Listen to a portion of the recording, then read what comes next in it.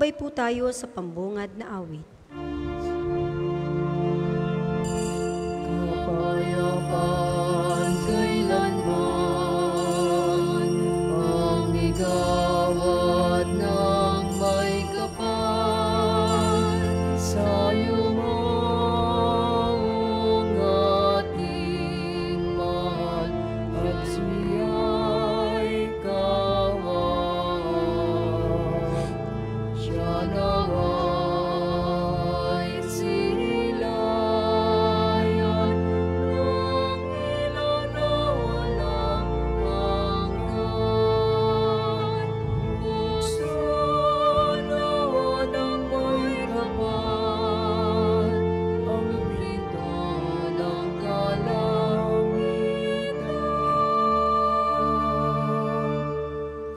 Sa ngalan ng Ama, ng Anak at ng Espiritu Santo, Amen. sumainyo ang Panginoon. At sumainyo rin. Mga kapatid, damayin natin ang ating mga kasalanan upang tayo maging marapat gumanap sa banal na pagdiriwang.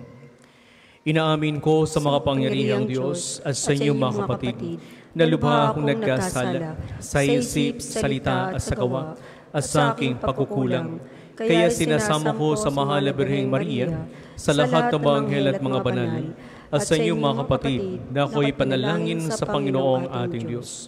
Kawantayin makapangyarihang Diyos, patawarin tayo sa ating mga kasalanan at patnubayan tayo sa buhay na walang hanggan. Amen. Panginoon, kaawaan mo kami. Panginoon, kaawaan mo kami. Kristo, Kaawaan mo kami. Kristo, kaawaan mo kami. Panginoon, kaawaan mo kami. Panginoon, Kaawaan mo kami. manalangin tayo. Ama naming makapangyarihan, dinggin mo ang aming mga kahilingan upang ang pagpapahayag ng aming pananampalataya sa anak mong nabuhay mula sa mga patay, ang aming pag-asang manamig sa pagkabuhay ng mga lingkod mo, ay tumibay sa pamamagitan niya kasama ng Espiritu Santo magpasawalang hanggan. Amen.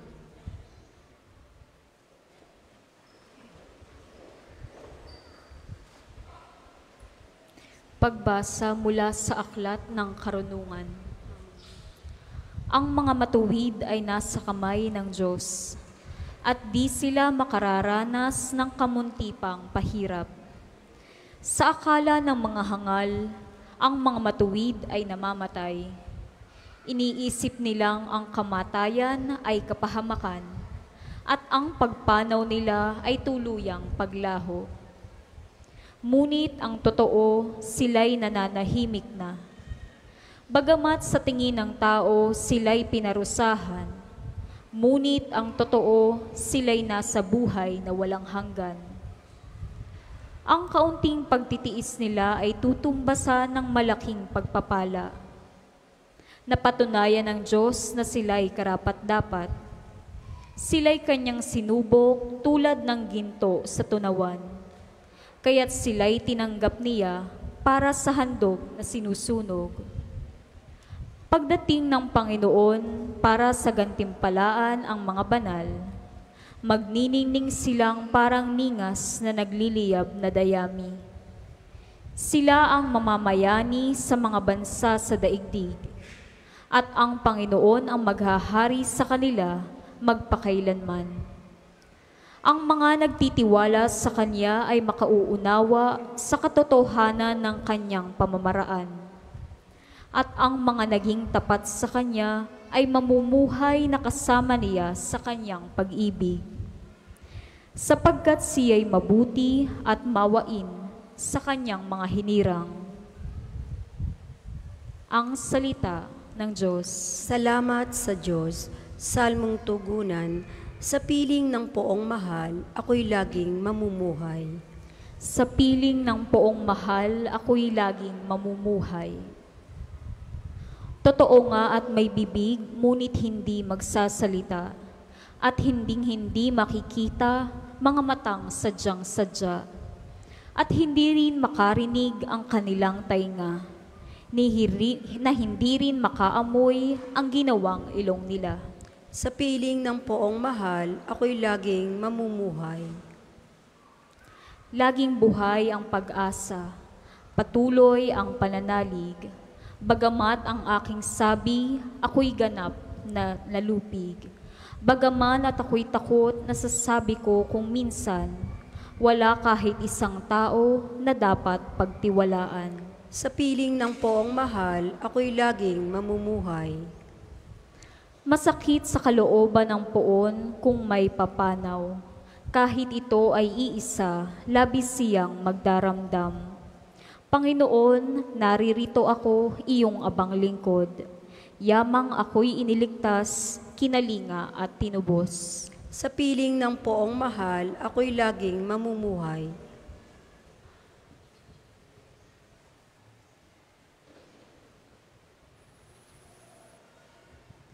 Pagbasa mula sa sulat ni Apostol San Pablo sa mga taga-Roma.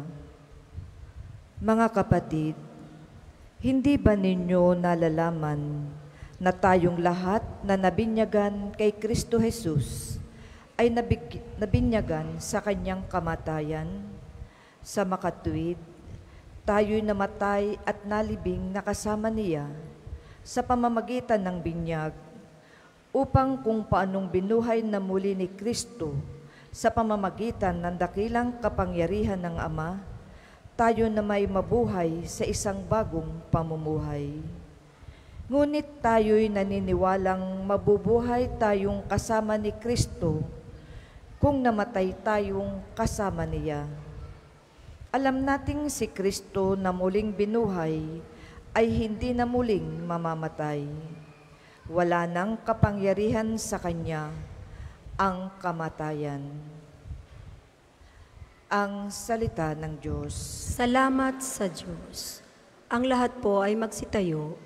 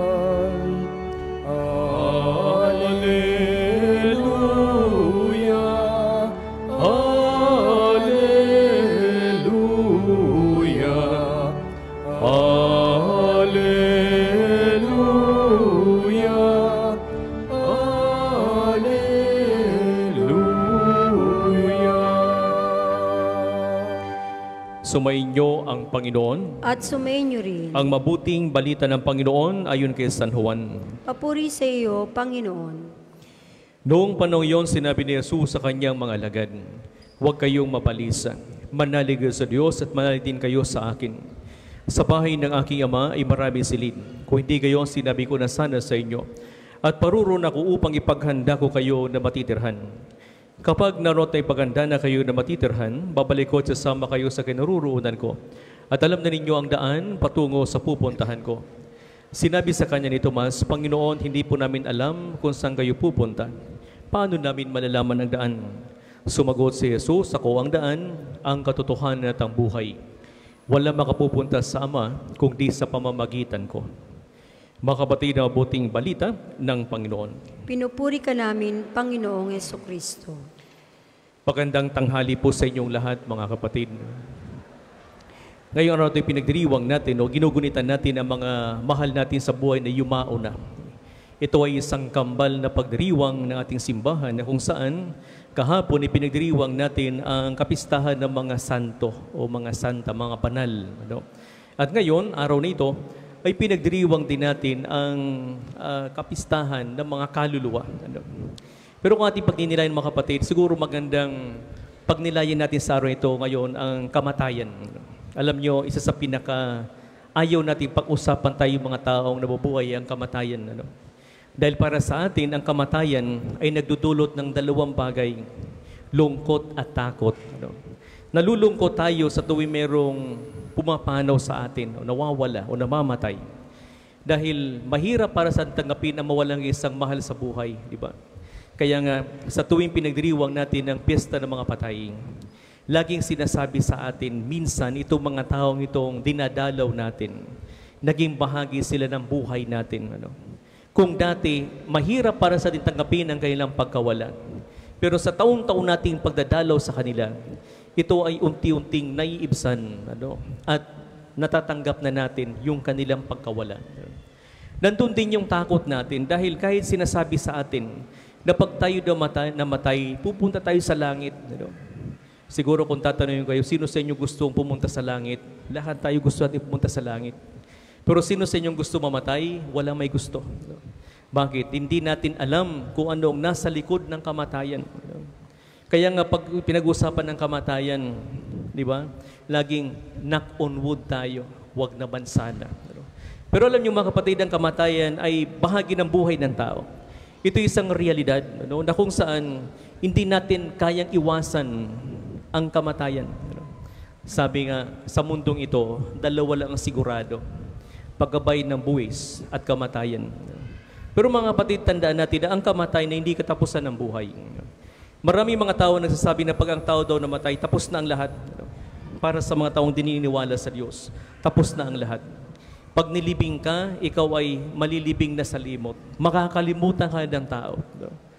Pero sa ating mga Kristiyanong Katoliko, naniniwala tayo na ang tao, ang namamatay lang ay ang kanyang katawang lupa. Pero ang kanyang kaluluwa ay natiling buhay. Kaya nga, kung ating pagninilayan sa buhay natin, ang kamatayan, mga kapatid, hindi dapat kinatatakutan. Hindi dapat ipinagluluksa, kundi ito ay dapat ipinaghahandaan. Dahil ang kamatayan, kung ito'y bahagi ng buhay natin, ito ay, kumbaga, pagharap natin sa Panginoon. Kaya nga, laging tinatanong sa atin, anong uri ba ng buhay mayroon tayo ngayon? Marami mga tao ang takot mamatay dahil hindi sila nakahanda.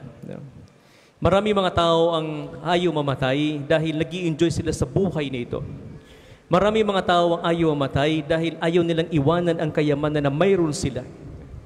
Maraming mga tao ang ayaw mamatay dahil akala natin dito tayo nakatira sa mundong ito. Pero tandaan natin sa Ebanghelyo ngayon sinasabi ng Panginoon, ang Panginoon ay naghanda ng tahanan para sa ating lahat. Na kung saan pagkatapos ng buhay natin sa mundong ito, mayroon tayong patutunguhan, mayroon tayong pupuntahan. Iyan ay walang iba kundi ang tahanan na ihanda sa atin ng Panginoon. Na kung saan ang tahanan na yon, wala nang paghihirap ang tao. Di tulad ng tahanan na mayroon tayo ngayon sa mundong ito. Ang buhay natin ay punong-puno ng mga pagsubok sa buhay. Ang buhay natin ay punong-puno ng problema. Ang buhay natin ay punong-puno ng pasakit. Nakakaranas tayo ng mga sakit sa mundong ito. Nakakaranas tayo ng mga pagsubok sa buhay. Ang tao ay namamatay. Pero sa buhay na sa kabila, wala nang paghihirap ang tao. Wala nang kalungkutan. Wala nang kapighatian. Wala nang sakit. Wala nang kamatayan. Kundi wala hanggang kapahingan at kapayapaan. At higit sa lahat, ang buhay na walang hanggan. Kaya nga mga kapatid, kung ating pagninilayan sa buhay natin ngayon, mayroong sinasabi ang pagdiriwang natin, na lahat tayo ay mamamatay. Iyan ay isang realidad. Pero wag tayo matakot dahil ang kamatayan ay hindi katapusan ng buhay. Ito'y katapusan lamang ng paglalakbay natin dito sa daigdig. Hindi ba kayo nakakahalata? Sa tuwing tayo dumadalo sa sementeryo, o kaya tumitingin tayo sa mga taong namatay, meron silang sinasabi sa atin. Alam nyo ba kung anong sinasabi sa atin? Ha? Alam nyo? Hindi. Narinig nyo na ba yung sinasabi ng patay sa inyo pag kayo nakatingin sa kanila? Isa lang sinasabi nila, kami ngayon bukas kayo naman. No? Ito isang realidad sa buhay natin, no? Na mga kapatid, tayo bilang Kristiyano, huwag tayo matakot. No? Ang Panginoon sa Ebanghelyo ngayon, sinasabi niya, naghanda siya ng tahanan para sa ating lahat. No? Na kung saan tayo, pagdating ng panahon, mananahan tayo sa tahanan na yun. Pero may isang kondisyon. Dapat, habang tayo nabubuhay ngayon, isinasabuhay natin ang ating pananampalataya. Dapat habang tayo nabubuhay ngayon, ang buhay natin ay naayon sa plano ng Diyos. Kaya magpakabait tayo. Ano? Sabihin mo sa katabi mo, magpakabait ka na. Ano? Magmahal ka. Ano? Magpatawad ka. Ano? Baka pag uwi mo mamaya, haharap ka sa Panginoon, nadatnang kang marami kang kaaway, madatnang kang namasungit. No? Pagbalik mo, baka pagharap mo sa Panginoon, tatanungin sa'yo, anong uri ba ng buhay mayroong ka nung ikay nabubuhay pa? Ano? Mga kapatid, huwag sana tayo matakot sa kamatayan. Ano? Dahil ang kamatayan ay pagbalik natin sa ating tunay na pinanggalingan na walang iba kundi ang Diyos. Siya ang katotohanan, ang buhay, at ang lahat, katotohanan, ang buhay at ang daan patungo sa Diyos, si Jesus. Kaya sa misang ito, ipagdasal natin ang ating mga mahal sa buhay, ating mga lolo at lola, ang ating mga magulang, mga kapatid, mga pinsan, mga kaibigan, at pati na rin yung ating mga kaaway na namatay na. Pagdasalan natin sila. Patawarin na natin sila nang sa ganon, sila rin ay makaakyat na at makapasok sa kaharian ng Diyos. Para po sa mga maghahandog ng sobre, pakihulog na lamang po sa buslo.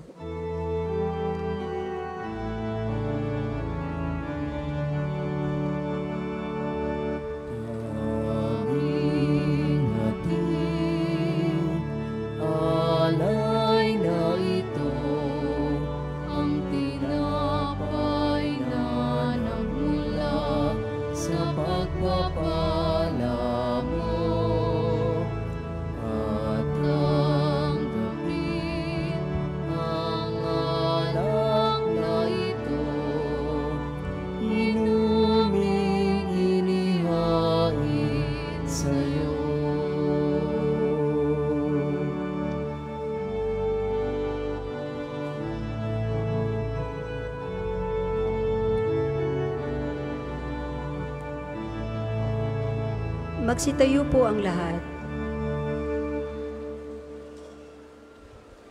Manalangin kayo mga kapatid, upang paghahain natin ay kalugdan ng Diyos sa mga makapangyarihan. Tanggapin nawa ng Panginoon itong paghahain sa iyong mga kamay, sa kapurihan niya at karangalan, sa ating kapakinabangan at sa buong sambayanan niyang banal. Ama naming dumika, ang aming alay ay iyong kalugdan, upang ang mga pumanaw ay maiakyat sa kaluwalhatian sa piling na iyong anak. Nakaugnay namin ngayon dahil sa kanyang pakikisamang matapat bilang tagapamagitan kasama ng Espiritu Santo magpasawalang hanggan. Amen. Sumayin niyo ang Panginoon.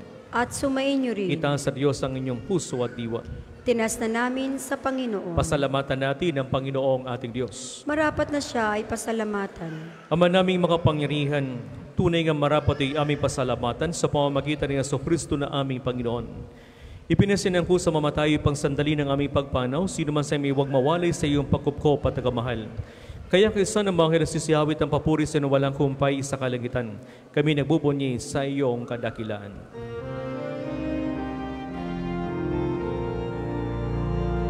Banal ka, buong may kapal, banal ang iyong pangalan, banal ang iyong kaharian, langit lupa'y nagpupugay sa iyong kadakilan. Dinadakilan ang lahat, ang naparito mong anak, na siyang nagmula sa bulag, sa pilay ay nagpalakad at nakiramay sa lahat.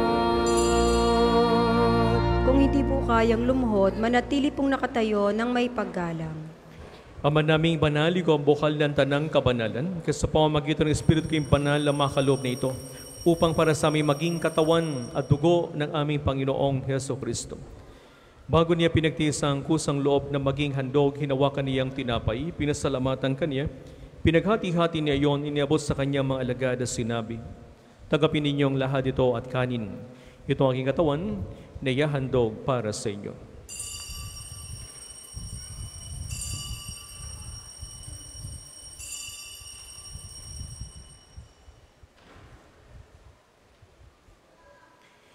Gayon din naman, nung matapos ang hapunan, hinawakan niya ang kalis, muli kaniyang pinasalamatan.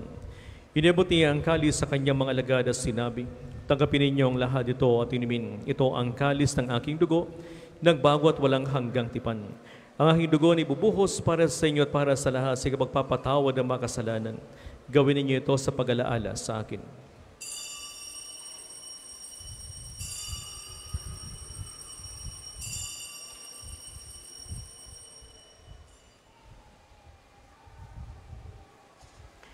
Ipagbunyi natin ang misteryo ng ating pananampalataya. Si Kristo'y namatay, si Kristo'y nabuhay, si Kristo'y babalik sa wakas ng panahon. Ama, ginagawa namin ngayon ang pag-alaala sa pagkamatay at muling pagkabuhay ni iyong anak. Kaya tinialay namin sa iyo ang tinapi nagbibigay buhay at ang kalis na nagkakaloob ng kaligtasan. Kami nagpapasalamat dahil kami narapat tumayo sa harap mo para maglingkod sa iyo. Isinasamo namin kayo magsasalo-salo sa katawan at dugo ni Kristo, ay mabuklod sa pagkakaisa sa pamamagitan ng Espiritu Santo. Ama, lingapin mo ang iyong simbahang laganap sa buong daigdig. Puspusin mo kami sa pag-ibig kay San Francisco naming Papa, di Gilbert naming Obispo at ang Tanang Kaparian. Alalahain mo rin ang mga kapatid naming nahimlay, may pag-asang sila'y muling mabubuhay. Gayon din ang lahat ng mga pumanaw. Kawan mo sila at patuloyin sa iyong kaliwanagan.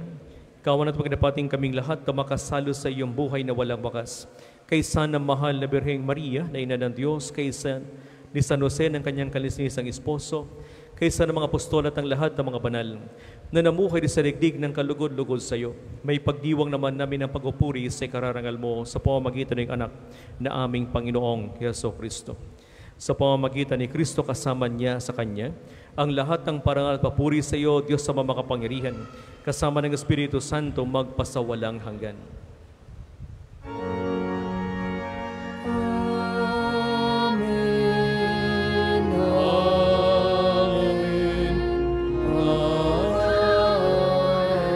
Amen. Ngayon mga kapatid, sama-sama nating awitin ang Ama namin.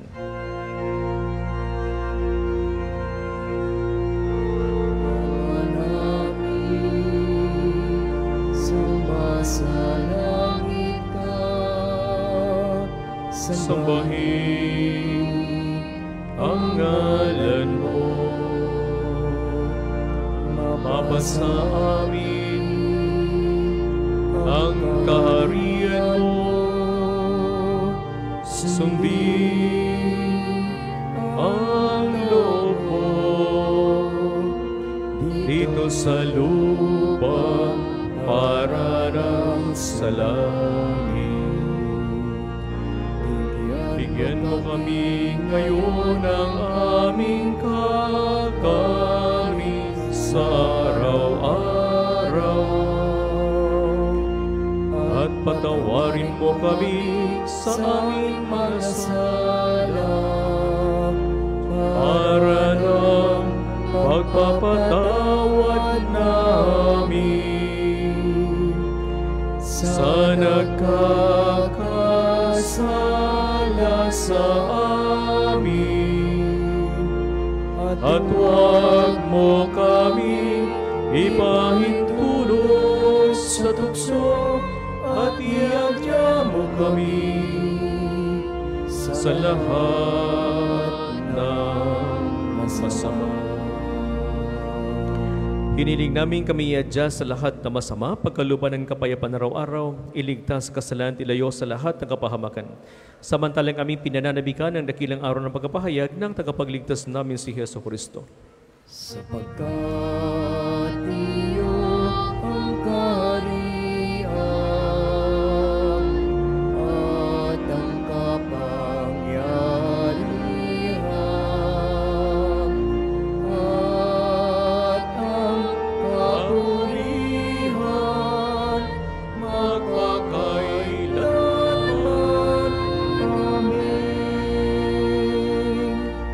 Panginoong Kristo, sinabi mo sa iyong mga apostol, kapayapaan ang iniiwan ko sa inyo.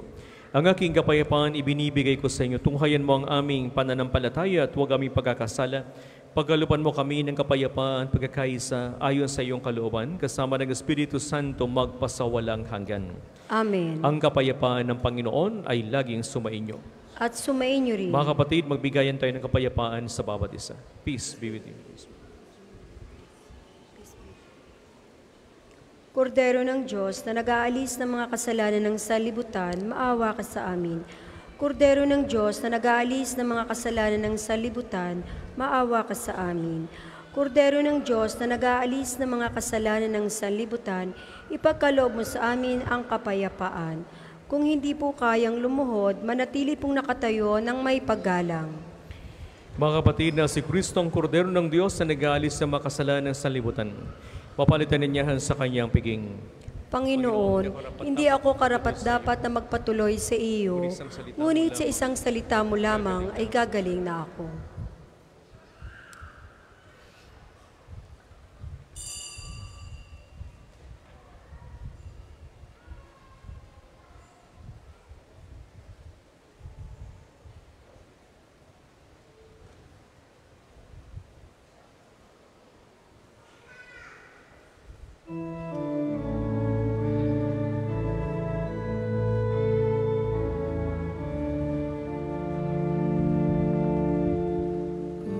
Tulad ng lupang higang, walang tubig ako'y nauuhaw. O Diyos, hangat kitang tunay, sa iyo ako'y nauuhaw.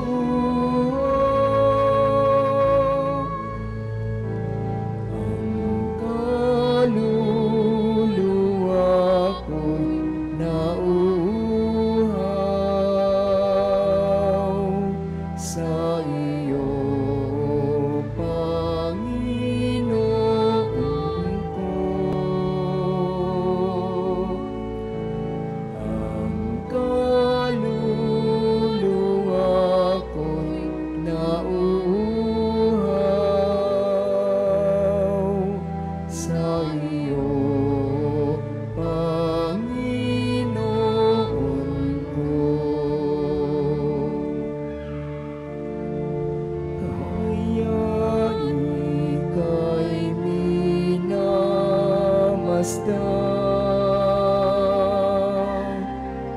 doon sa iyong dalanginan.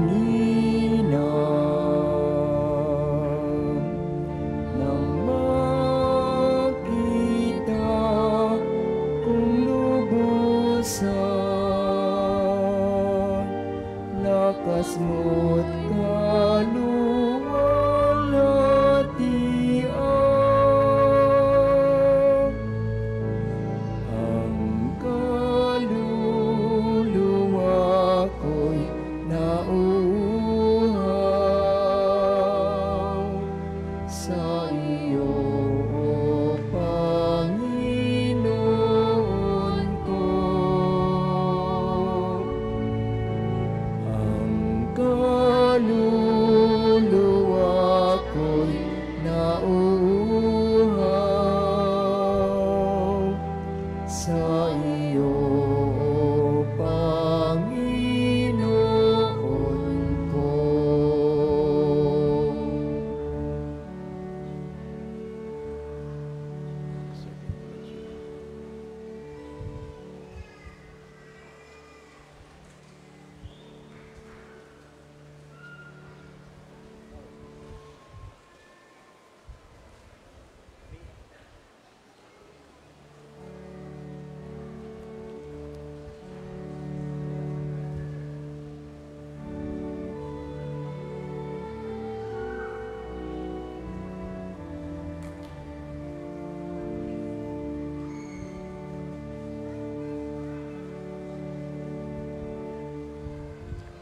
Ang second collection po ay para sa patuloy na pagpapaunlad ng parokya at pambansang dambana ni Santo Padre Pio at para sa pangangailangan ng matatanda at may sakit na mga pari ng Archdiocese ng Lipa.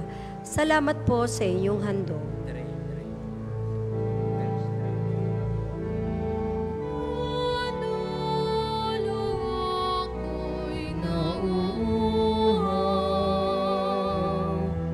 Sa iyo, Panginoon ko, ang kaluluwa ko'y nauuhaw. Sa iyo, Panginoon ko.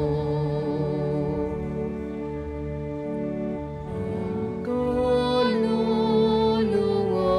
ko'y nauuhaw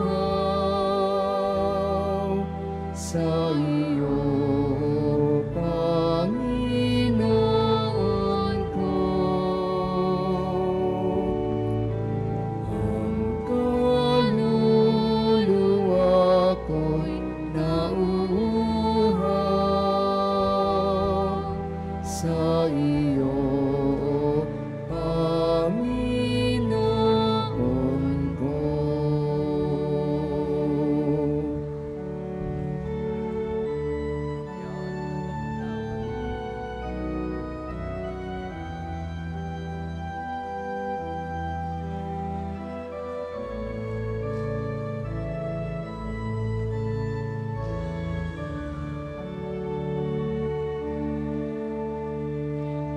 Ang lahat po ay magsitayo.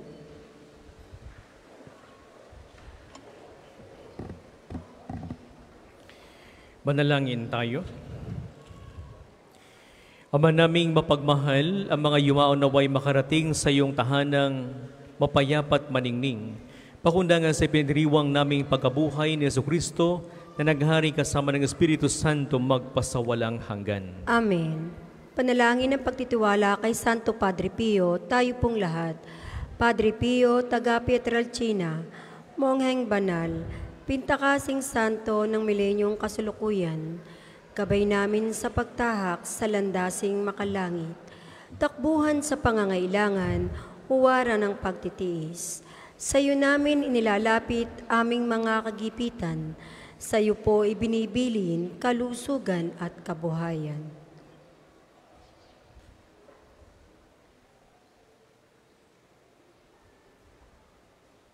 Di man karapat-dapat, kami po ay pagbigyan, bendisyonan at basbasan, maging ganap sa buhay. Lumayo nawa kami, umiwas sa kasalanan, lumapit lagi sa Diyos, maging matatag at matibay. Sa mabuting balita ng pagliligtas, turuan mo kami nawa, sa tuwi na ay makinig, magnilay at sumampalataya. Amin pong pakiusap itong mga kahilingan. Puso ay nagsisisi, nagtitikang taimtiman, di na muling magkasala, sunod lagi sa Diyos Amang, kaisa ng Espiritu, at ni Jesus na tagapamagitan. Amen. Ang lahat po ay magsiupo para sa ilang patalastas. Una, sa inyong pagdalaw sa pambansang dambana, mangyaring pakaingatan ng inyong mga personal na gamit. Hangad namin ng isang matiwasay at maayos na pagbisita sa National Shrine. Ikalawa, nakahanda na po sa bandang unahan ng ating main church ang paglalagyan ng mga sobreng may pangalan ng inyong mga mahal na yumao. Sila po ay ating ipagnunubena mula ika-1 hanggang ika-9 ng Nobyembre at buong buwan nating ipagdarasal ang kapayapaan ng kanilang kaluluwa. Makipag-ugnayan lamang po kayo sa ating mga tagapaglingkod para sa mga sobre. Ikatlo, bahagi din ng ating pamimintuho kay Santo Padre Pio at pagdarasal para sa kapayapaan ng kaluluwa ng ating mga namayapang mga mahal sa buhay. May mga available pong rose candle sa paligid ng simbahan na maaari nating sindihan sa may Chapel of Reconciliation. bilang tanglaw sa ating mga mahal na pumanaw. Ikaapat, pinsalang dulot na nagdaang bagyo. Panoorin po natin ito.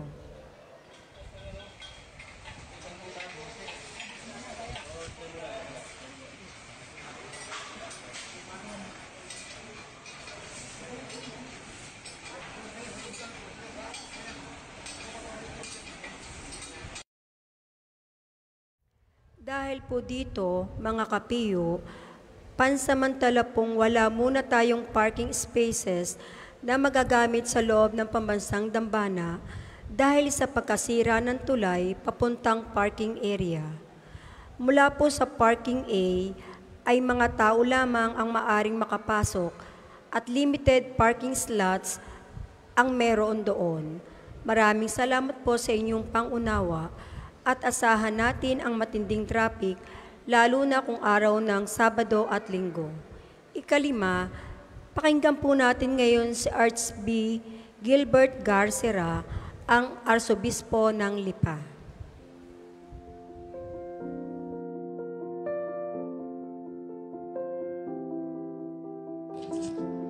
Ito po si Archbishop, ang inyong Arsobispo, at sa ngayon po ay nandito ngayon sa Roma. Ako po ay patuloy nagdarasal para sa ating lalawigan sapagkat matapos nasalanta tayo ng bagyo, maraming naghihirap at maraming nangangailangan ng dasal. Sa ngayon po ako ay humihingi ng tulong sa inyo, lalo na sa mga kapatid natin na salanta ng bagyo. Mahalaga na tayo magtulungan tulad na nangyari sa atin nung mga nakaraang taon. Sumabog ang Bulkang Taal, nagka-COVID tayo, ipagpatuloy po natin ang magandang gawain ng isang Batanggenyo, nagtutulungan, nagbabahaginan, at nagdarasal para sa lahat. Ipadala po ang inyong tulong sa pamamagitan ng LASAC o Lipa Archdiocesan Social Action natin sa pamumuno ni Father Jas Shapko. So, maraming salamat po sa inyong pakikinig. At patuloy pong inyong asahan ang Arsobispo na nagdarasal para sa atin at patuloy tayong binibigyan ng pagkakataon ng Diyos upang makilala na hindi tayo iniiwan ng Diyos. Pagpalain tayong lahat. Tayo na po ang lahat para sa pagbabasbas ng religious articles. Mga kapatid, manalangin tayo sa Diyos sa makapangyarihan upang tayo ay maging kawangis si Kristo sa taimtim na pagdalangin sa tulong ng mga larawan at mga dasalan. Manalangin tayo. O Panginoong Diyos, Ikaw ang bukal ng lahat ng pagpapala at biyaya. Ibuhos mo ang iyong bendisyon sa mga gamit niya ito sa pananalangin na nagpapaalala ng iyong kabutihan, kabanalan at pagmamahal sa amin upang lahat ng dumulog at magdasal gamit ang mga ito ay magtamo ng iyong awat biyaya. Lobin mong tularan nila ang kabanalan at aral ng Panginoon at ang mga santo magpasawalang hanggan. Amen. Tayo pong lahat, Ama namin, sumasalangit ka, sambahin ang ngalan mo, mapasa amin ang kaharian mo, sundin ang loob mo dito sa lupa para nang nasa langit.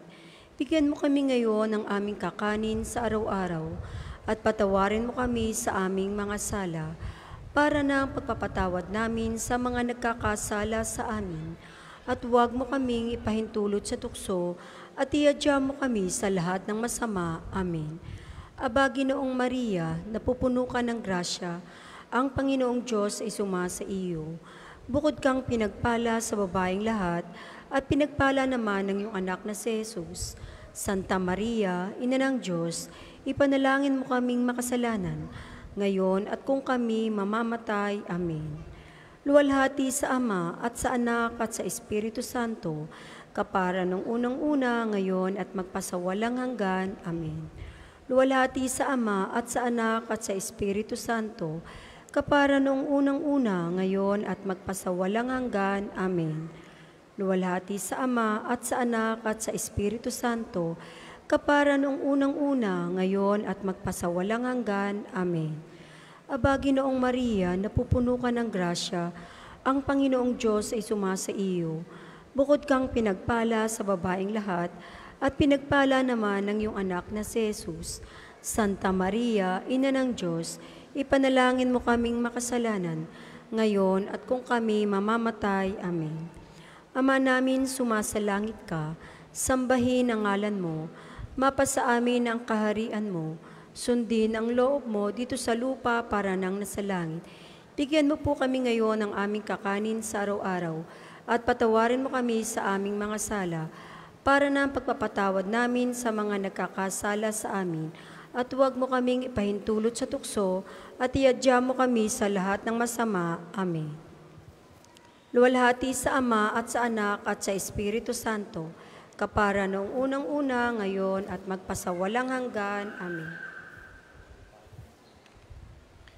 Kapayapaan kailanman ay gawa na may kapal sa mga yumaon nating mahal, sa naway silayan ng ilaw na wala hanggan.